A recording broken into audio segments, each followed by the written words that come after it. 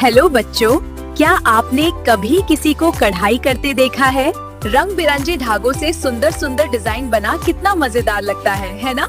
अगर किसी के हाथ ठीक से काम ना करें, तो क्या वह इतनी सुंदर कढ़ाई कर सकता है? आज हम जिस कहानी को पढ़ने जा रहे हैं वह है एक बहुत ही खास और प्रेरणादायी लड़की इला सचनी की कहानी। बच्चों, कहानी शुरू करने से पहले एक छोटी सी खुशखबरी। हमारे पिछले वीडियो पर जिन्होंने कमेंट किया था उनके नाम है गगन, अपराजिता, रमन, आयुष्मान, एशिका, प्राणिका, शब्रिन, साई, सिद्धांत, वेदिका, सारांश और भी बहुत सारे हमारे क्यूट और प्यारे सब्सक्राइबर्स। बाकी सबका नाम हम अगली वीडियो में जरूर लेंगे। तो जल्दी से इस वीडियो को लाइक, शेयर और सब्सक्राइब कर दो, क्योंकि आपकी प्यार भरी छोटी सी क्लिक हमें बहुत खुश कर देती है। जब आप गुजरात के भावनगर जिले के मोती वावड़ी गांव के एक छोटे से कमरे में प्रवेश करते हैं, तो आपको चारों ओर ढेरों चमकीले रंग दिखाई देंगे। वहां कुशन, बेड कवर, तकिए और कई सुंदर चीजें रखी होती हैं जिन पर खूबसूरत कढ़ाई की हुई होती है। इन्हें इला सचानी, एक प्यारी सी मुस्कुराती हुई महिला, अपनी चमकती सुई से बनाती है। वो काठियावाड़ की कढ़ाई, जो बहुत कौशल मांगती है, की माहिर कलाकार हैं। इला सचानी की यात्रा अमरेली, गुजरात के शांत वातावरण में शुरू हुई, जहां उनका जन्म एक किसान परिवार में हुआ था। शुरुआत से ही जीवन ने उन्हें चुनौतियां दी, क्योंकि जन्म से ही उनके दोनों हाथ ढीले थे और वो उनका उपयोग सामान्य तरीके से नहीं कर पाती थी।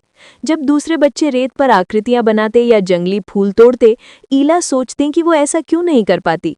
वो भी चौक पकड़कर स्लेट पर आकृतियां बनाना चाहती थी। इला की माँ और दादी ने उसे हिम्मत दी और ठान लिया कि वे इस चुनौती को पार करने में इला की मदद करेंगी।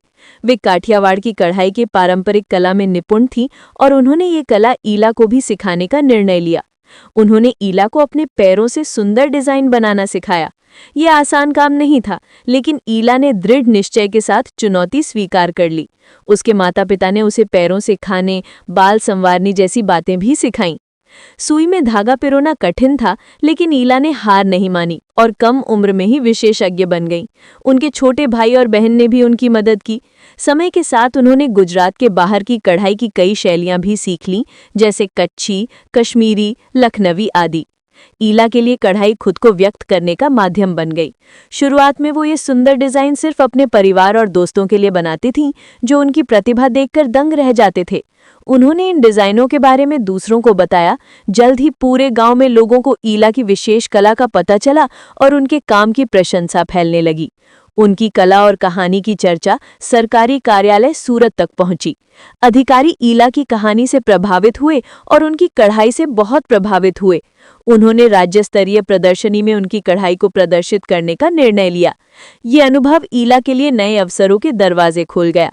लोगों ने उनके पैरों से बनी सुंदर कला को देखा और उनके बनाए सामान खरीदने लगे। इला अब एक छिपी प्रतिभा नहीं रही, वो प्रसिद्ध हो गईं। लोकप्रियता बढ़ने पर इला ने कई और प्रदर्शनियों में भाग लिया, केवल राज्य स्तर पर नहीं बल्कि राष्ट्रीय स्तर पर भी।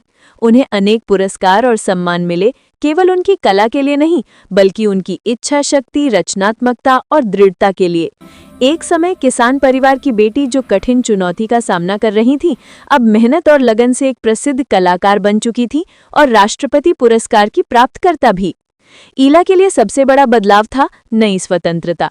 अपनी कला के माध्यम से वो न केवल नियमित आय अर्जित करने लगी, बल्कि उन्हें अपने काम में अपार आनंद भी मिला। उन्होंने साबित किया कि चुनौतियों को मेहनत, सकारात्मक सोच और हार न मानने के जज्बे से जीत में बदला जा सकता है। उनके पैरों से बनाई गई कढ़ाई हमें याद दिलाती है कि कला में इतनी शक्ति होती है कि वो शारीरिक सीमाओं से ऊपर उठकर सीधे दिल और आत्मा को छू सकती है।